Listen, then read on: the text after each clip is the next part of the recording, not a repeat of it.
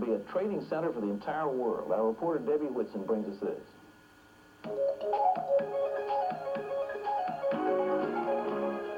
Dallas, a sparkling jewel that rises above the plains of central Texas. To most of the world, it's the home of the television show that bears its name. But according to Texas historian Don Carlton, it took a combination of hard work and good luck to make Dallas more than just another dusty Texas town. Well, Dallas is an interesting place because there's no real reason for it to be there.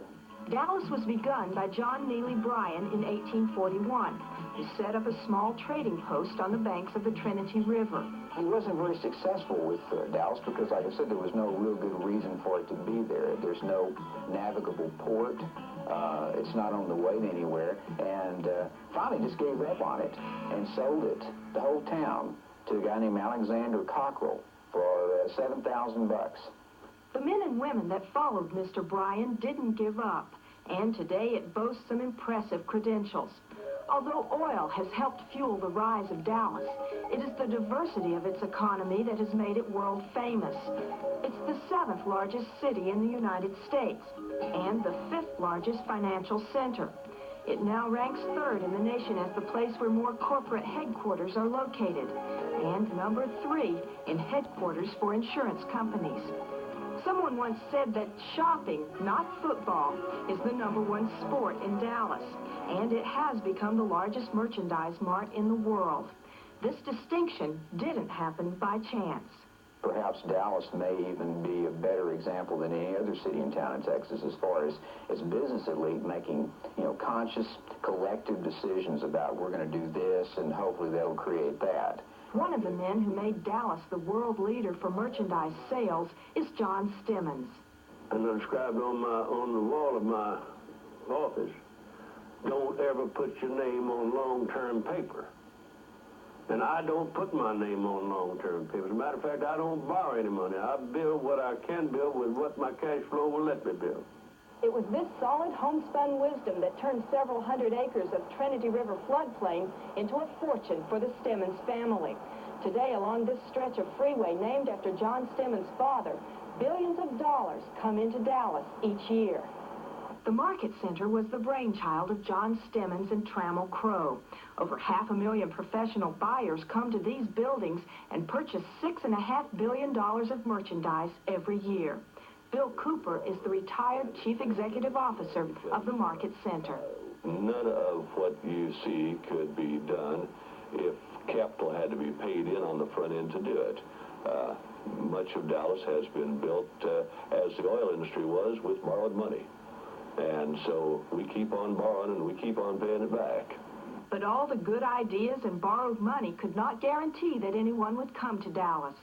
In the 1870s, Dallas officials managed to get a north-south railroad and an east-west line to come through town. At the turn of the century, the discovery of oil guaranteed that Dallas would continue to grow. Another critical achievement by Dallas citizens was getting several major freeways to come through town. And they convinced the federal government to make Dallas the home of a Federal Reserve Bank. But every city needs a port to become a leader in the world marketplace. Businessmen and civic leaders have schemed and dreamed of digging a canal connecting Dallas with the Gulf of Mexico. A key figure in that ambition was Lyndon Baines Johnson. Mr. Johnson was our greatest advocate when he was a senator. He was a great advocate when he was vice president. But when he got to be president, he forgot who we were. We failed. It'll probably come ultimately someday, regardless of our failure. But since the ocean didn't come to Dallas, then Dallas got their own ocean. Dallas Chamber of Commerce has always been aviation-minded. We've had a slogan since back in the 40s that the air is our ocean.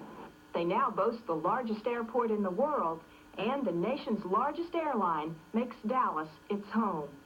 It's probably the largest single contributor to the economy. Now, not a direct contributor, but because it is here, because it is as sophisticated as it is a catalyst, if you would, for the largest single amount of economic growth that this area has seen. But with this rapid growth, some banks and men have been too ambitious in building office space. Dallas now rivals Houston for the amount of unoccupied office space. The industry in Dallas has acted like children in the building of office space. We have office space running out of our ears. Whoever's got the paper on those buildings had better go out and find a lot of hay to put in them. If the history of Dallas is any indication, the empty buildings won't stand empty for long. One of the industries that could help fill up the space is electronics. Rockwell International is leading research in such high-tech products as fiber optics and Navstar. More accurately known as GPS, or Global Positioning System, it promises a whole new world for trucks, trains, ships, and airplanes to be able to pinpoint their location to within a few feet. Tragedies like this one in Canada could be a thing of the past, according to Kent Black, the president of Rockwell's commercial electronics operations. So to prevent collisions and so on, they got to keep great big blocks of track open. You know, it's reserved for a train to get through a certain point. Obviously, if you had somebody back at the dispatch office that knew where every train was at any given time, you could do a lot better job of utilizing the resources.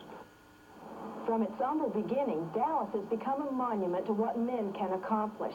Independent, opportunistic, and bold, this is the Dallas of the 20th century. And given half a chance, the next generation in Dallas will see to it that this trading post in the heart of Texas will become someday the trading center for the world. I'm Deborah Whitson, CBN News in Dallas.